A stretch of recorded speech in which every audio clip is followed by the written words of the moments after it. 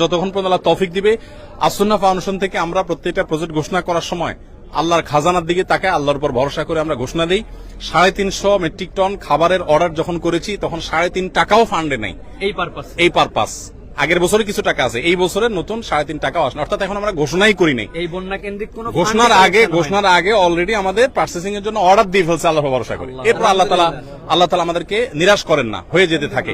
আর আমি সবসময় একটা কথা বলি, আসুন্নাহ ফাউন্ডেশন, অনেকে বলতে পারেন ভাই এত বড় স্কেলে কাজ করেন, টাকা আসে কোত্থেকে?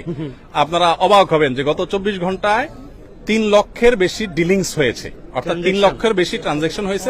3 লক্ষের বেশি মানুষ টাকা দিয়েছেন, কেউ 5 টাকা, কেউ 1 টাকা, কেউ 500 টাকা, কেউ 50,000, 1 লাখ টাকা। আমাদের এখানে কোনো বড় লোকের টাকা ফাউন্ডেশন চলে না। অনেক বড় বড় শিল্পপতিরা পার্সোনালি আমাকে ফাউন্ডেশনের পুরো প্রজেক্টের দায়িত্ব নিতে চেয়েছে। আমি বিনয়ের সাথে বলেছি আপনি দোয়া করেন, ফাউন্ডেশন সর্বসাধারণ টাকা চলবে ইনশাআল্লাহ। ধন্যবাদ সবাইকে। আমরা জানি এর আগেও যখন সিলেট সুনামগঞ্জে আমরা কাজ করেছি, বন্যার টাটকা অবস্থায় কাজ করা যায়, কিন্তু পুনর্বাসনের সময় মানুষের আগ্রহটা কমে যায়। আর দ্বিতীয়ত যখন একটু বন্যা কমতে শুরু করে তখন যে মেডিকেল ক্রাইসিস হয়, এক্ষেত্রে ডাক্তারদের জন্য আপনার যদি কোনো পরামর্শ থাকে।